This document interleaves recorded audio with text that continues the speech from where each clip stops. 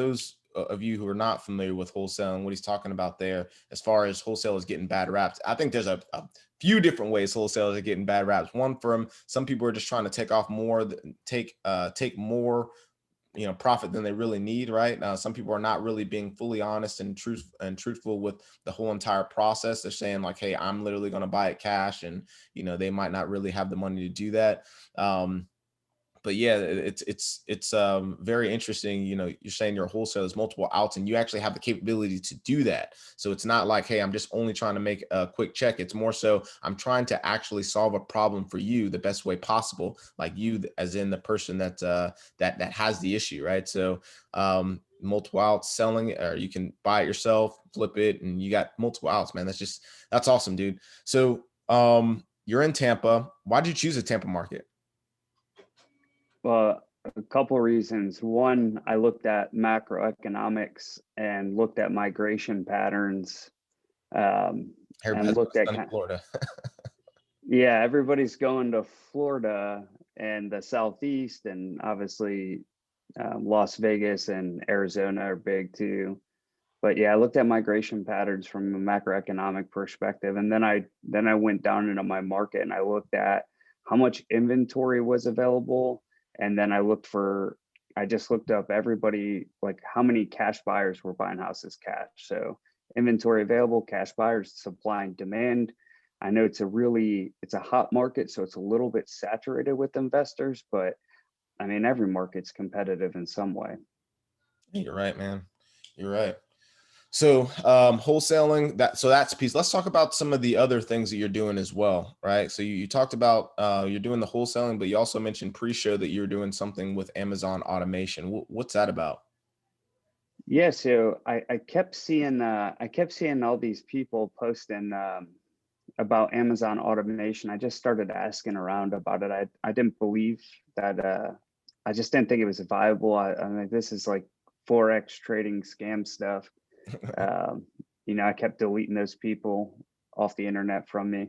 And well, what it turned out to be is, as I started vetting it, it's, a lot of these guys are doing one of two or three kinds of Amazon investing. And the thing I invested in was a retail arbitrage model, or drop shipping model, where basically it's a paid for use service. You pay a upfront fee. They help you set up your store, and then they manage everything: product research, shipping, customer service. The only thing you manage is you get an LLC set up, you get a business checking account set up, you register it to the Amazon account, money comes in, and you make sure you pay your card. So you pay your card, right? So the VAs, your card is attached to suppliers. So the VA, when an order comes into Amazon, it's on your store. You have not paid, you may or may not have paid for that order. Like you, as a retail arbitrage guy, you didn't pay for that order yet.